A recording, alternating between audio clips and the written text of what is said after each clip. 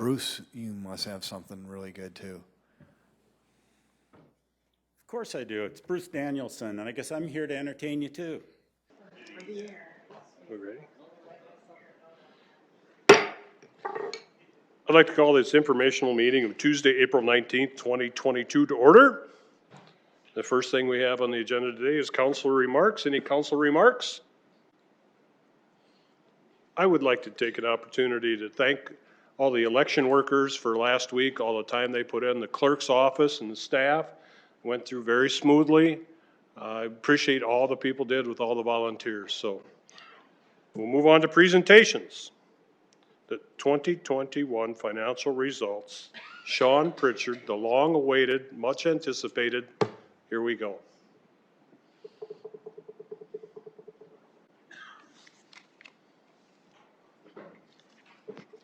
Good afternoon, Council. It's my pleasure to be here this afternoon to talk about the end-of-year financials, as we do typically this time of year, and we have closed out the books. So as you're probably aware, the Audit Committee has wrapped up their review and taken, the audit has been taken up and approved by the Audit Committee. And so you'll see that the numbers that are being presented here today, they will match the annual consolidated financial report, which is posted on the City of Sioux Falls' website. So if you'd like more information, more detail on any of the numbers, there's also a great deal of narrative that goes along with that. You're certainly welcome to see that. And I believe a set of copies, a limited number of copies, were made available for the council, and we can print some additional copies if needed. Before I get any further, I do want to take this opportunity to thank the staff members throughout the city. It takes a lot of people to pull this all together throughout all departments, given all the impacts that have to go into the financial statements. In particular, I will certainly thank the staff with the finance team, who are bar none, I think, some of the best that you will see in the nation. This year's audit in 2021 was completed in 82 days. We've averaged about 80 days over the last 3 years in completing our audit, and just to give some perspective, that's about half the time that a city usually, of our size, usually completes its audit. And as I'd referenced previously, a couple years ago, we've been first or second in the nation in terms of our speed and quality. Continue to also, for 40 plus years, receive the highest acclamation you can receive from the Government Finance Officers Association for the work that we do. So I'm very appreciative of the staff and all their time and effort, and frankly pride they put into owning and bringing these forward in a quality and timely manner. As far as the total presentation, it'll be very similar to what you see in the past. I will try to keep my comments as limited as possible. The focus will be on the general fund because it is the primary operating fund for the city and the one that will probably garner the most interest. We'll give just a very brief review of the capital program, entertainment tax, and of course the enterprise fund activities. We will close with talking about where we're at in terms of debt service, and then have a very short, brief conversation about the forward outlook. As you might be aware, next week we'll bring forward the March financials for 2022, so you'll see your first glance as to how things are going for this year. So breaking into this, if we take a look at the general fund here, you can see from this. So most of our revenues, they are derived from property taxes and sales taxes. Property taxes represent about 37% of our revenues for the general fund. Sales taxes represent about 42% of that, and 21% comes from other types of charges for services, grants, and intergovernmental support.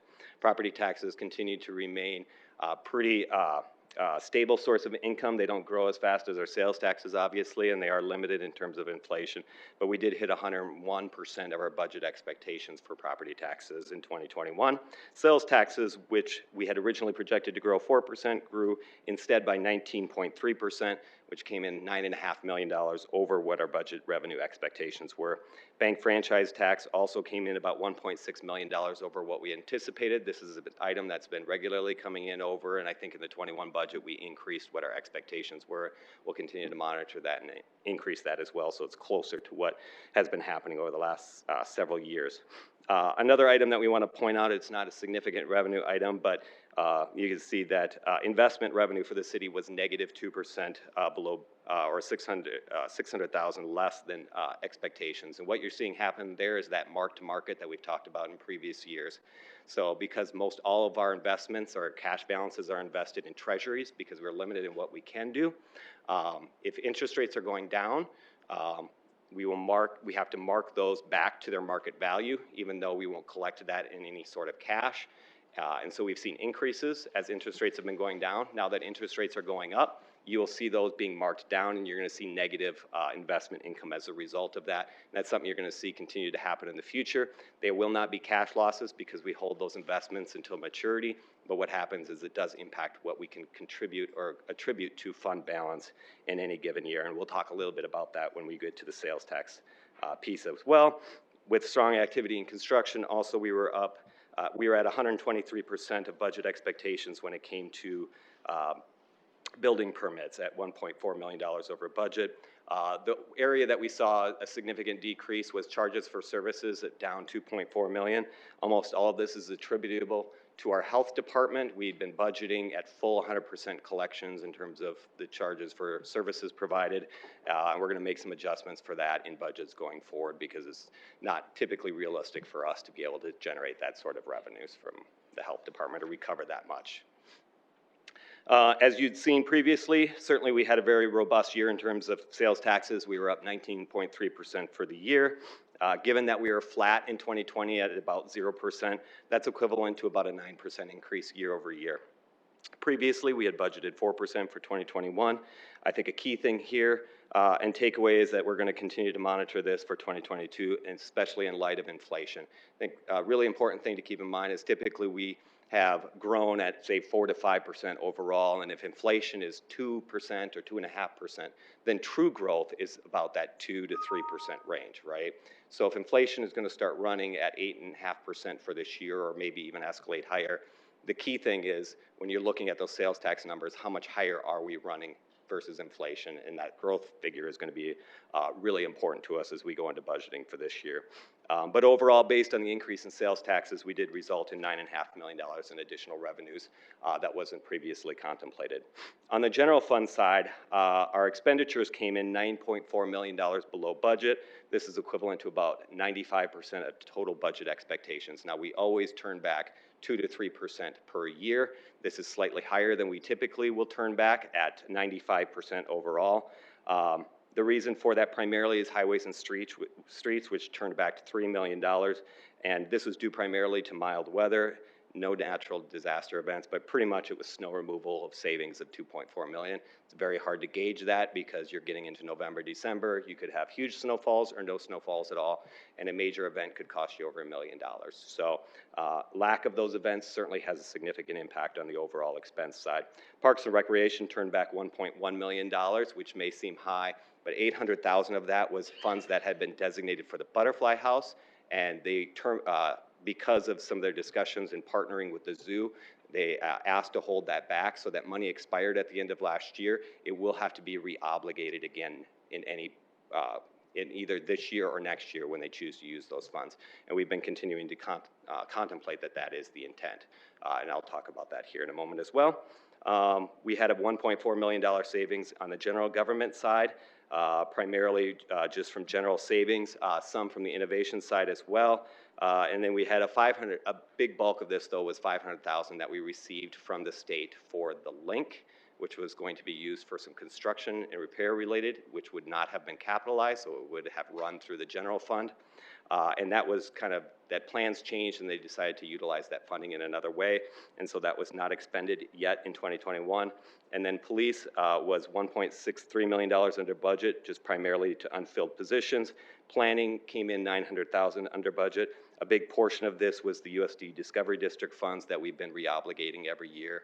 That makes up a primary portion of that. The rest is lodging tax revenues and expenditures and lodging tax bid pass-throughs that were below budget expectations. And we do get a little bit, we try to be a little bit on the liberal side in terms of those expenditures because we don't want to limit, if the revenues are coming in, since it's a pass-through, we don't want to limit the ability to pass through those funds to them. So that explains that piece. So overall, you can see we started with an available balance of $85 million.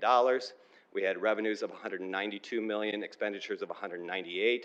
Net revenue over expenditures was a negative $6 million, and then a restriction on net assets of $1.3 million. So it does look like we ran a negative balance and pulled from reserves, but what's challenging explaining this is we had all of those one-time funds from CARES and ARPA that we obligated last year or were expended. Many of them were transferred to other funds, and so they were expended out of the general fund, but they may not have been taken in revenue in that year. And so that kind of throws that off. If you actually remove the impact of those one-time funds, what we would consider the available balance, or what you might refer to as the reserve, actually increased by $11 million based on operations of the city. So here we've shown this chart. We talked about this when we had the DSU request for the supplement. We discussed this 2 weeks ago when we brought forward the supplement, the supplement that we'll have for second reading tonight. We discussed this as part of some of the Discovery District requests as well. So 2021, you can see our actuals, which you had seen from the previous slide, where we ended with a $77.7 million available balance. You can see our budgeted forecast. So this is what we budgeted when we put the budget together and was presented to the council back in July. And you can see from that, you know, we certainly had a lot more in our ending available balance than what we had originally projected. We expected to have an available balance or reserve balance of 31.6% of the budget at the end of 2022. Then we have updated that forecast based on what our expectations are currently in this present year of what 2022 looks like. You can see we brought forward a much larger available balance. We have increased revenues. These are primarily generated by what we know happened last year in terms of a bump up in the sales taxes, but we did not modify 2022 yet. And then we have about $4 million in liquor license revenue that was not budgeted. So we've contemplated that. On the expense side, additional things that we continue to contemplate that weren't originally budgeted but have or will be or proposed to be supplemented were the Employer of Choice Incentive Plan that was passed by the council, the $10 million for the DSU applied research, the additional funds for the Discovery District. We included the $800,000 expected to be supplemented for the Butterfly House if that moves forward this year, and then a $1.4 million for sidewalks, which is being brought forward tonight. So all of that had already been contemplated as part of that updated budget forecast. If you take a look here, you can see our history of our general fund reserve balance. We do have a reserve policy of 25%. We've stayed above that from 2012 to 2014, over 30%. Ratio dropped in 15 and 16 as expenditures exceeded revenues, and that was anticipated. We try to manage to that 25% over a continuum of years. You can see overall for 2021, we ended the year with a 37.5% balance. And then you can see, like the previous slide, the original budget contemplated drawing that down to 31.6%. Right now we're projecting in that same range, even with all the additional revenue and expenditures that have been either supplemented, approved, or pending approval. Looking at the capital program, I'll be very brief here, but overall, capital expenditures from the Sales and Use Tax Fund last year totaled $131 million. The highways and streets and utilities together comprised $54 million apiece, are about 82% of all capital expenditures. Culture and recreation, which would be libraries and primarily parks, is $11 million. Public safety was $7 million. There was a number of projects that were accomplished last year. I have a list here, but I'm not going to reiterate those just from a time-sensitive basis, but happy to discuss those separately. Overall, and you've seen this previously as well on the first reading for the supplement for the surplus funds for the sales and use tax, you can see that we have a remaining balance of $11.7 million in that fund that is carried forward into 2022, and that is what is being requested to be supplemented this evening, in addition to $2 million of repurposed ARPA funds that would be coming from the entertainment tax, or repurposing it from the entertainment tax fund. I will point out again, we still maintain a reserve of $4.9 million in this fund. We haven't carried a large reserve in this fund. We've increased it over the last 2 years. And again, going back to that, we're gonna have to mark to market a lot of those cash balances. We're gonna take some hits in terms of income, investment income that's going to be negative in this year, as well as it was last year. And so that's gonna be a hedge against some of that. It's also gonna be a hedge for us in terms of some of the economic impacts that we saw was very vital in being able to avoid holdbacks or extend long-term holdbacks during the pandemic. On the entertainment tax fund side, we did end the year. We've seen a significant bounce back since the COVID pandemic. So we ended the year up 28.9% in 2021, but we also have to contemplate that we were down almost 14% in 2020. So if you really compare us to a normalized year, 2021 was up 11.4% over 2019. So overall, that's an increase of about 5.5% a year, with normalized inflation of 2 to 2.5%. The growth side of this was about 2 to 3. So certainly not the growth we saw on the overall sales tax side, but this has a much more limited base that we draw from, particularly restaurants and hospitality. Excuse me. In terms of the overall available balance, you can see the blue charts are the available balances held by the city within the entertainment tax fund. If you compare 2021 actuals to 2021 budget, you will notice about a $5.8 million variance for the end of year actuals. This variance is primarily due to the timing of capital projects. We ended the year investing $2.5 million in capital expenditures in 2021 and carried forward capital budget of $8.3 million, which includes the parapet and cornice project that we've had discussions about here previously. The orange bars you see there, those are the funds that are held by our event complex manager in their account in custody for the city. This shows how we use and build and use budget balances over economic cycles to help us I guess, buffer the impact of the unforeseen events, particularly you can see with COVID. So this would be essentially the event center cash fund. You can see in 2019, it went from $5.2 million, so we built up over the first few years. Then it drew down to $2.9 million because we took a significant loss the year it was closed for several months. Last year, they had an $800,000 profit, and so that went to their cash balance, and you can see that's built back up again here over the course of 2021. So they had a positive year, not as strong as they've certainly had in previous years, but they started off very strong in January of this year, and hopefully they'll continue to see improvements here through the remainder of the year. On the enterprise fund side, you'll see this includes the impact of both operations and their capital expenditure needs because they are self-supporting funds. The balances are reviewed with those long-term operating and capital needs in mind, with funding from cash accumulated over time to help contribute to some of those capital expenditures that we would hopefully not need to borrow for. So we do build up that cash over time. We ended with balances of $8.3 million in the light fund, $1.3 million in the parking fund, $14.5 million in the landfill fund, $18.8 million in the water fund, and $48.2 million in the water reclamation fund. On the debt side, still a very good story to tell here overall for the city. For governmental debt, so this would be your sales and use tax backed debt primarily, we had $10.4 million in scheduled paydowns of principal, and we only drew $2.5 million from stormwater SRF loans. So net, we paid off debt of $7.9 million overall from 2020 to 2021 on the governmental side. On the enterprise side, we paid down $16.2 million, but we did draw down $19.1 million from the water reclamation project. And so we had a $2.8 million increase in loan debt there. Overall for the city, we are down $5.1 million in total outstanding debt, including both utilities and just general governmental debt. With the pay down of the debt and the increase of the population size, you continue to see our per capita debt going down. This year we achieved $1,400 per capita in terms of our total debt. That's down from a high of $2,400 per capita in that 2012, and that's where you really see the event center complex debt hit, which was a significant bump for here in the community, and you see it being paid down over time and the impacts that you have there. I will note here this does include utility debt, so as the water reclamation plant expansion really starts to take off, you are going to see this number start to increase over time because of the borrowings that were necessary in order to facilitate that project. And then finally, we like to provide an end of year per capita debt comparison for various cities that we like to compare ourselves to. Our data is from the 2021 annual consolidated financial report. For many of the cities, it's still 2020 data because they haven't finished their financials yet. And so this is the best that we can provide for a comparison. But one thing I will note, as you'll note on here, compared to other cities, we continue to have some of the lowest debt per capita of any city of our comp size. We did remove Fargo, North Dakota from this chart, which we had previously included.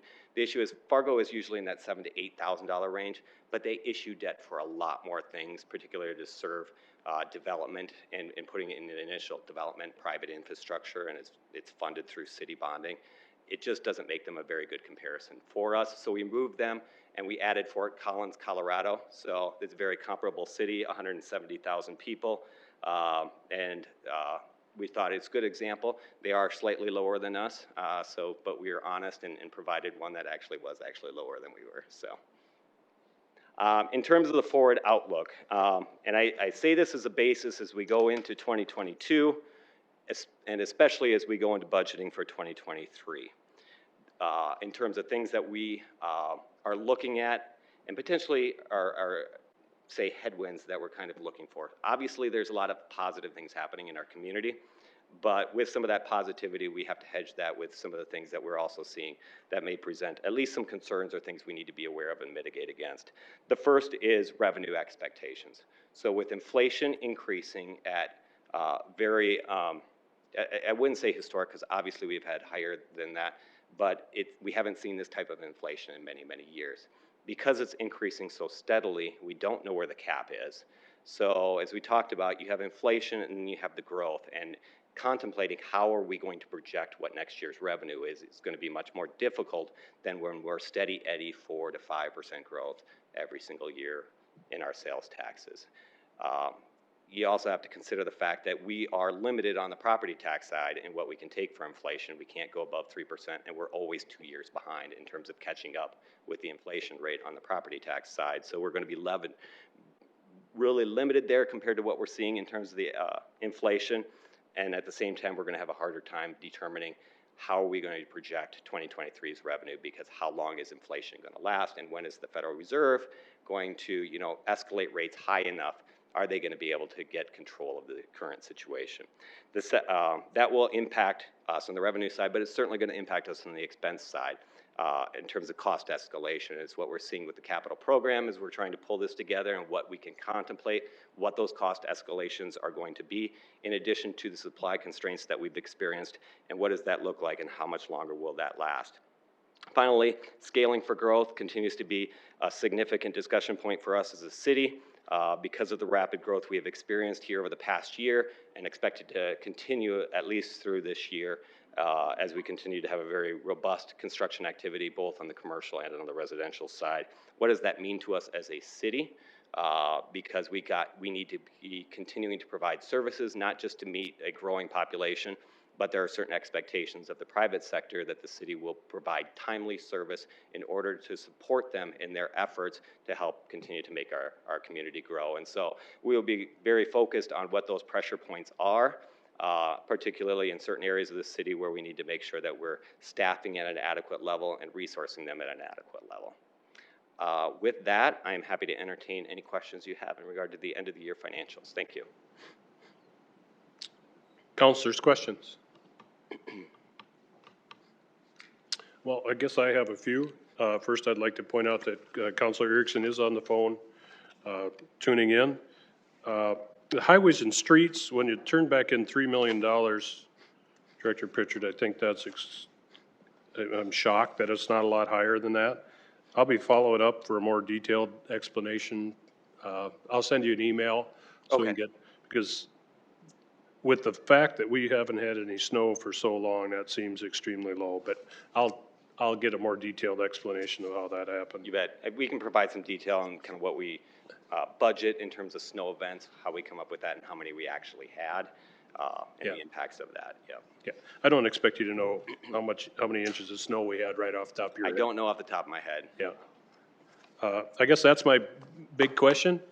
I do think that we're going to see a big bump in the entertainment tax, as we all know that Snoop Dogg is in town. So that should really generate a lot of revenue. I expect a very light attended meeting tonight because of that. A lot of food and beverage sales. Yeah. Other questions? Thank you. Mr. Chair. Oh, Christine? Yes, please. Sorry, really quick. Sean, thanks for the presentation. I just wanted to, your last statement that you made, I really appreciate you saying that about identifying where the bottlenecks are and what needs to, where the extra eyes maybe need to have. I know me personally, I took several calls over the last couple of weeks, most importantly yesterday, of a development that's really been hung up with building code, building services, getting approved for all of those. And we know we've had some struggle in making sure that we're fully staffed there. And so I hope we take a quick look at that, because we have so much development going on, first and foremost, that we want to make sure that it's done safely, but it's done quickly, because every day that this land sits that someone wants to develop, it costs them thousands and thousands of dollars. And so that would be an area I would love to see some focus on. And I'll connect with you and Director Eckhoff offline in regards to just some of the feedback that I've been getting recently about a couple of developments, one specifically on the west side of Sioux Falls. So look forward to continuing that conversation. Sounds good. Thanks for your comments. All right, thank you. Very informative as always. We'll move on to Eat Well, Sioux Falls Grant Program. Dr. Shima.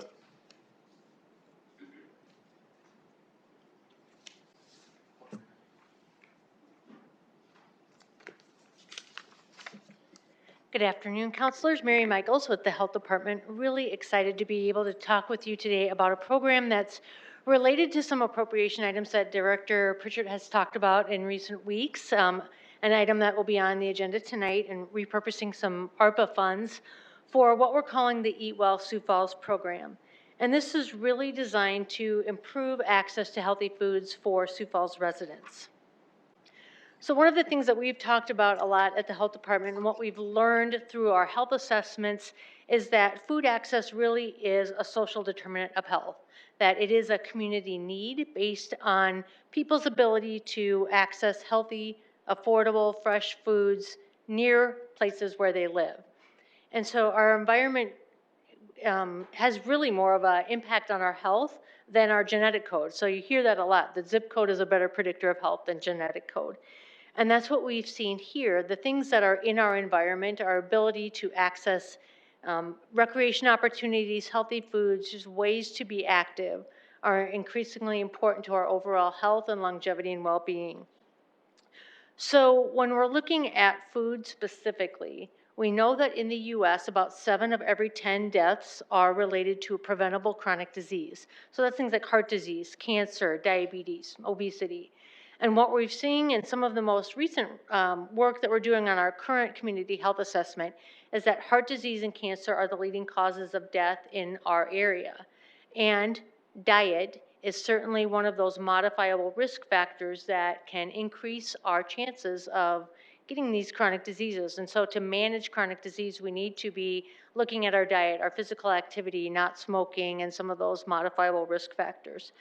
Another thing that we've seen through our community health assessments in recent years is that we're really not doing such a great job in the Sioux Falls area on things like eating our fruits and vegetables. And that's not necessarily just because of your income level. It's really across the board in adults not eating fruits and vegetables. And again, putting that emphasis on diet as that contributor to health.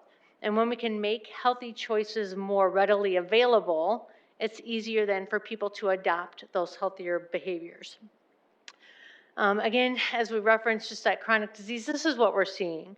And unfortunately, all of these numbers really have been ticking up in recent years in things like obesity, high blood pressure, and diabetes. So we really need that adequate access to healthy foods to help individuals in our community prevent chronic disease, but certainly manage the chronic diseases that they may be living with. So looking at the environment, and the environment as a social determinant of health.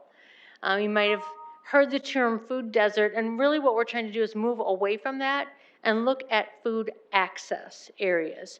There are areas that are defined in communities across the country by the U.S. Department of Agriculture as low-income, low-access food areas.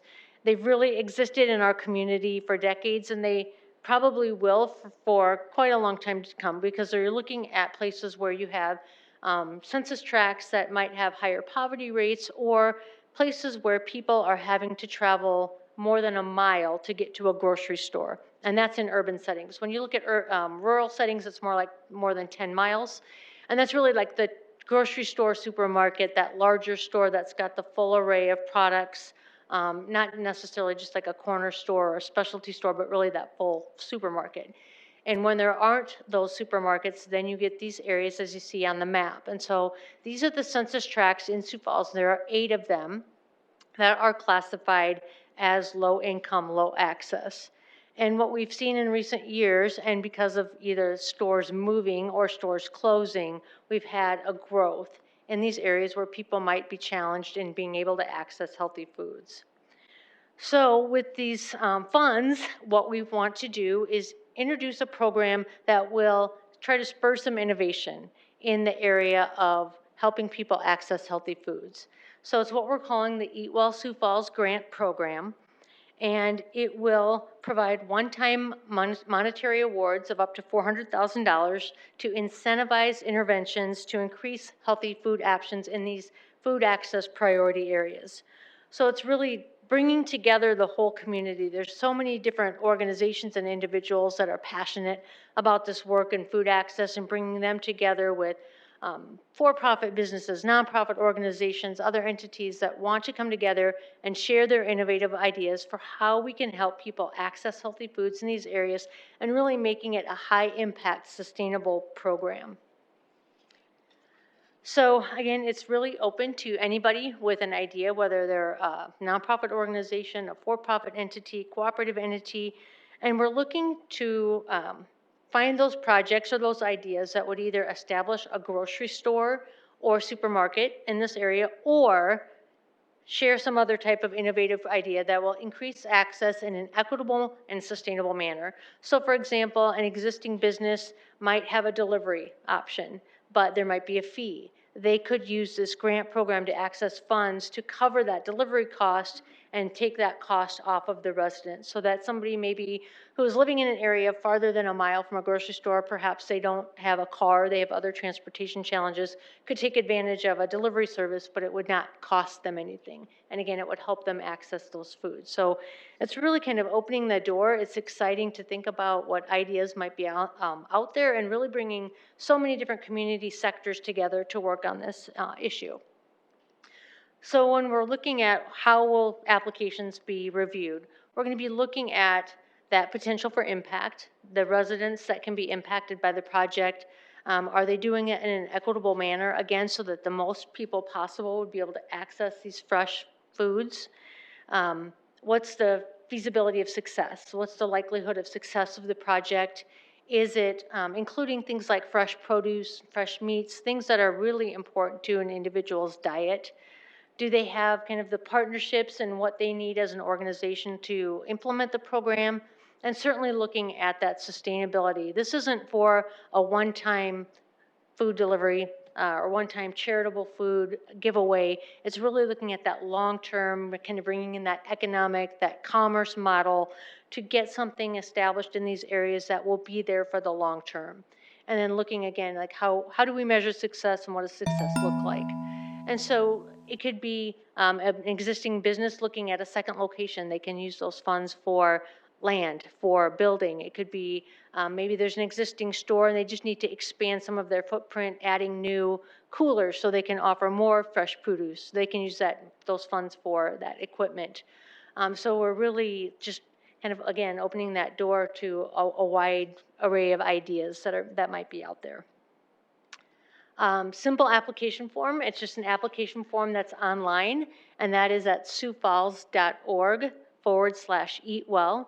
And we're asking them to kind of show us some of those criteria, that potential for impact, how they want to use the funds, what's their sustainability plan, and then kind of what that cost is and what they are requesting. And then those will be reviewed just kind of as a rolling basis as applications come in, and really out there until funds are expended. So it could be one project coming in asking for $350,000 or $400,000 for something big like a grocery store. It could be multiple organizations that have, they want to establish a delivery program or a smaller corner store or something like that. So it's really kind of open to any size project. And again, hoping that this is something that we can really spur some innovative ideas and help people access food, because again, when we can make that healthy choice, the easy choice, we're more likely to see that behavioral change and really not only improve the health of individuals, but our community overall. Any questions? Thank For you. me, and also Dr. Chima is here. If there's any questions on the funding, obviously Director Pritchett could answer those too. Thank you. Councilor Neitzer. Mary, it is an interesting idea. I think we need to try to do something in this area. What I guess I will share is it will be interesting to see who might think about applying because, this has been on my radar for a while, obviously with the closure of the Hy-Vee, but in the Northwest District, obviously one of the tracks is the Hayward area. And with the explosive growth of Jefferson High School and everything around it, we've been seeing a lot of announcements of commercial. And so when the Hy-Vee happened, I talked to, I won't name the names, but let's say the two other biggest grocery stores chains in the city. And they're very aware of that closure. And they're actively looking in the city, including in my district, and both of them may be certain ways down the road, and I'll just leave it at that. But the challenge is that, to be very blunt, they are commercial enterprises. They're in the business of making money. And so as much as they would like to, they need to know that they're going to make money. And so they're not going to go somewhere if they don't think they can make money. And the challenge in these areas that they've said is that there's just not enough rooftops and there's just not enough income in those rooftops. So it's very difficult for them to get themselves to, and so like if they were to get one-time money, they need to make money for, let's say, the next 50 years. They're not going to lose money for 48 or 49 years and get a one-time grant. So that's the challenge. And so, and it's a low-margin business as well. And so, it's like, I kind of think about like when I was growing up, we went to Franklin Food Market over on the east side, and with a smaller store, they're going to have potentially higher prices because they can't buy, so necessarily in bulk. And so the challenge is, will a full-on grocery store, could those work in those areas, or is it going to be maybe a niche thing that has maybe just some of your staples like produce and things like that? And I don't know, so I'm just wondering if you have any thoughts about that, because I will tell you that in an area like near Jefferson and up close, as you're getting closer to Walmart, is far more attractive than as you get farther south towards like 10th Street and Kiwanis. Like the West Sioux neighborhood, I'm just being blunt, the West Sioux neighborhood, that area, the Hayward area, those are for the most part non-starters. They just are, because of the demographics, and they just need to have enough income. So, if they place one up by Jefferson, that might help some for the Hayward area, but it doesn't solve a lot of these other problems. So, and I see your cutoff is, I think, Madison, so they would have to be south of Madison. And so, anyway, I'll let you take it away. Thanks. Yeah. Well, just to answer it, so again, the areas on the map are those that are defined by the USDA. Now, you could look at, so they measure that by a mile radius. So you could look at spaces where you might be serving people and kind of meet that mile radius without necessarily be located right in the middle of the particular track. Okay. And that's another thing too, with a new program like this, that's kind of why we left it open. It's not just you have to locate a grocery store. It could be you could locate a grocery store or tell us your other ideas. So maybe they're an existing business that is not located in the track, but if they had a delivery program or a satellite location type of situation. That's why we wanted just to open the door and get the conversation started and seeing what innovative ideas might be out there. Okay, thank you. Yeah. Other councilors? Councilor Brecky? Along that same line, has there been any discussion about urban gardening and an urban gardening plan where you actually could designate locations and, and create the produce, and then, from a nonprofit perspective or even a Christian perspective, it could be distributed? Has there been discussions about that? There's been a lot of discussion through our Live Well Sioux Falls program. We've had a Sioux Falls Food Council, and that includes members from across the whole food system, from gardeners, local food producers, retail, healthcare. And so certainly that topic of how do we continue to look at local foods as a source of food for people has been a topic. It's certainly something that's been discussed through the sustainability program and looking at kind of that topic of urban ag. And one of those strategies is an urban ag task force. And so how do we bring some more community conversation around that? So certainly a program like this, if there was an organization that was able to look at some place to expand a garden or something that would be a sustainable program where people could access food. I mean, that's, things that are kind of certainly to be explored, but definitely that topic of urban ag as a broader strategy, even moving into our community health improvement planning, bringing partners together, looking at our data from the health assessment, what strategies can we look at, even beyond this program, to help people access foods. Urban ag is certainly a topic. Cool, thanks. Other counselors? Counselor Neitzer? As a follow-up, can you clarify, so if we looked at those census tract areas, where would be a qualifying location? Well, and Is there a so hard number? we're looking at, and I will kind of defer to Dr. Chima to add on to this. We're looking for programs that would serve the residents living in these areas. Okay. So it's really helping. So as we look at these census tracts, there's about 13,000 households. And if you kind of apply the average of 2.3 people per household, that's about 31,000 people living in these areas. So we're looking for programs that can help individuals living in these areas access healthy foods. So things that would kind of help minimize that mile radius that they currently have in distance to a supermarket. So again, it's just the focus on helping the individuals in those areas access healthy foods. So proximity obviously Yeah. matters. I Yeah. mean, so as an example, track 1001, which would be Hayward and other areas, Madison Street is a cutoff.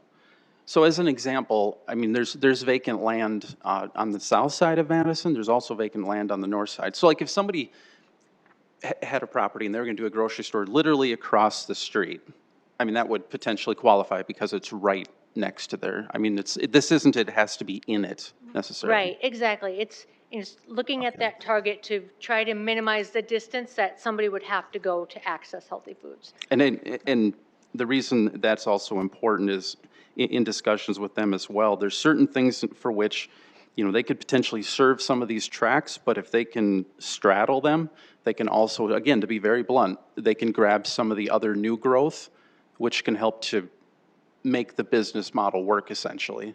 And I'll be honest, this is no offense to the proprietor that's there, but it's too bad that the old Kmart at 12th Street, because that would have been an absolute turnkey site.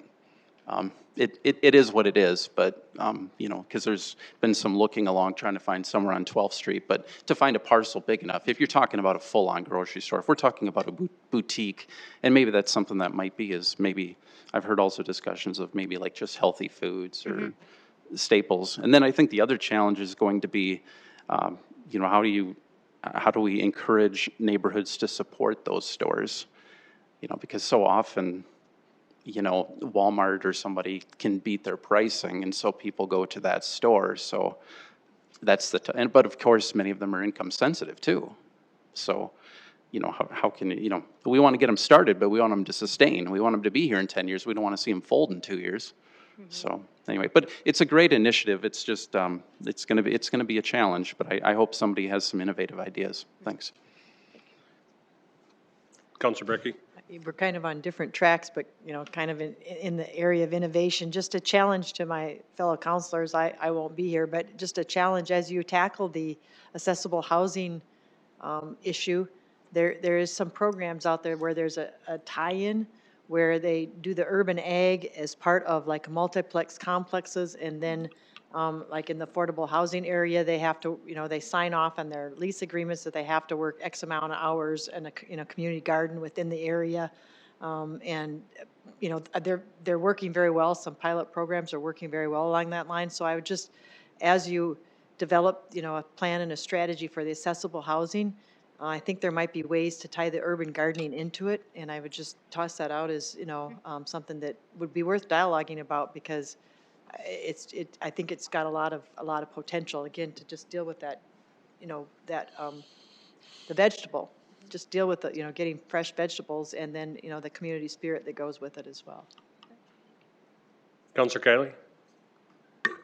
Mary, thank you. I listened to the presentation. I've been listening to the discussion. I mean, have you had any interest from any of the organizations to date if they've heard about the grant program? And, well, first of all, did you mention a dollar amount that's available in the grant program? Yeah, so it's $400,000 is the funding that's available. And again, that could be divided based on the number of applications that come in.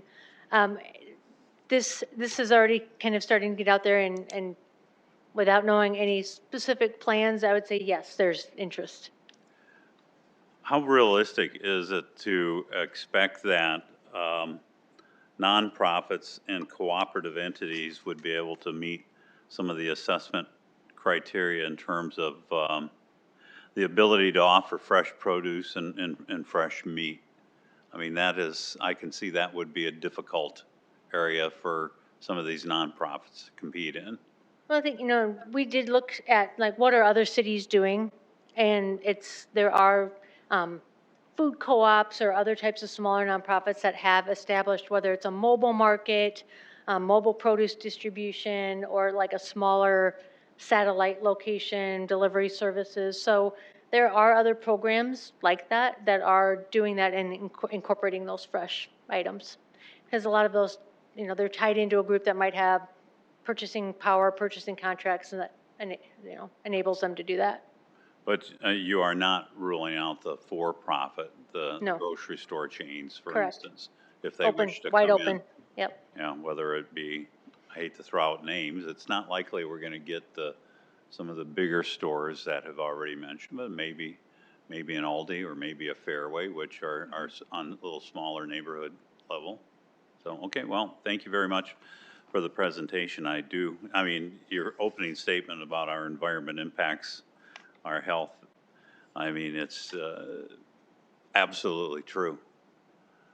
Used to, in my genetics unit with my biology students, if you put identical twins and separated them, and in some cases, well, the University of Minnesota did a study on identical twins that were separated. The environment had a huge impact on their environment. One that's placed in an area, with a family that has access, in this case, to good food, healthy food. One that's in poverty and doesn't have access. The physiological and psychological impacts are pretty amazing that it has on that individual. So especially with the discussion of the food deserts that we have here up in certain areas of town, I applaud you for your efforts, and I wish you the best of luck. Thank you. Other questions?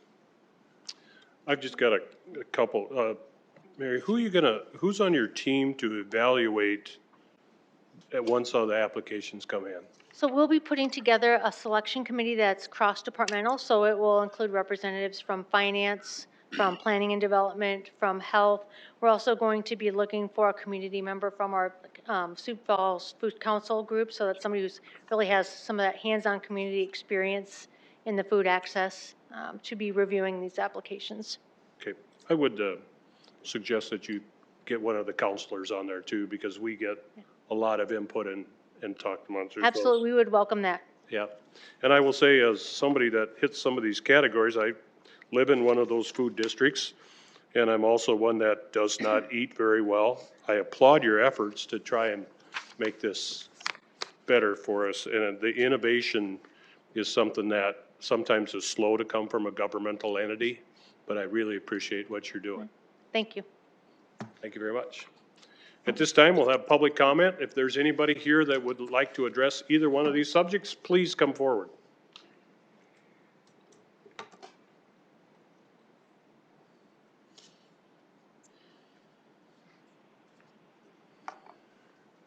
Mark Weber, I suppose that's a little bit too small, but this is an annual comparison of the last 4 years of the percentage of the total that is among those 6 sectors. And you will see that retail trade has become larger in the last 4 years, and especially within the last year, brick and mortar is doing much better than what it has in the past in comparison with remote seller. I don't have that information with me, to give you the numbers, but that's what the data shows, especially for in 2021. This you have already seen. The bar graph on this is what your finance director does for calendar year 2021. I will stage him a little bit and show you what's happening January, February, and March of 2022. This is from the South Dakota Department of Revenue, and you will see that these month-to-month growth rates over 2021 are continuing. I will say that just based upon the statistics, because I know what's going to happen with the rolling growth rate, which is not reflected here, but starting with next month, you're going to start seeing that these astronomical rolling growth rates are going to start declining, because that's part of the method of doing a rolling growth rate is 2020 data, and that really started increasing in well, not in April of 2021.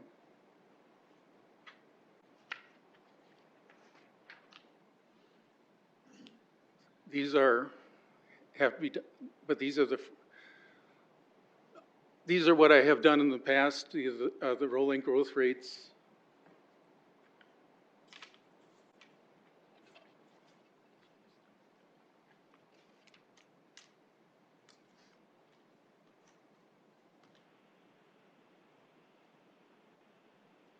And those are the percentages, like what I showed on a graph earlier.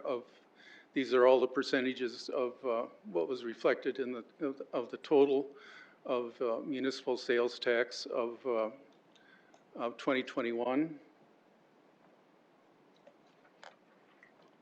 This one is retail. You will notice that, well, these are really some pretty high percentages, and what was said at this council meeting a little bit earlier, the very low return as far as the rolling growth rate of the yellow one, which is the food stores, which represents 11% of the retail sector's total.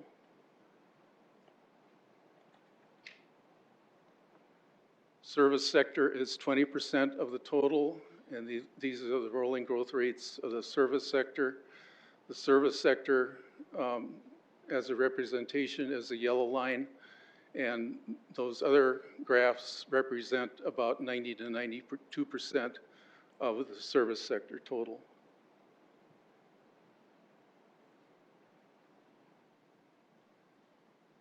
This last one is theoretical. We had two candidates running for city council, one in the at-large district and one in the central district, saying that they would like to remove the municipal sales tax on food.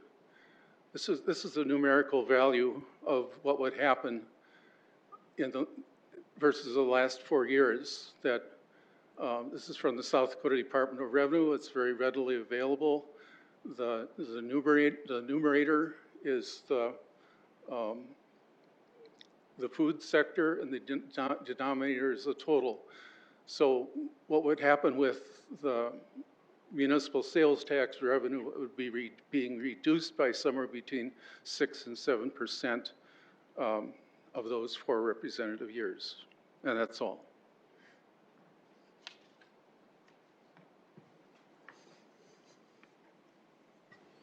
Thank you. Anyone else for public comment on the two subjects? Seeing none. Councilor Jensen. Thank you, Mr. Chair.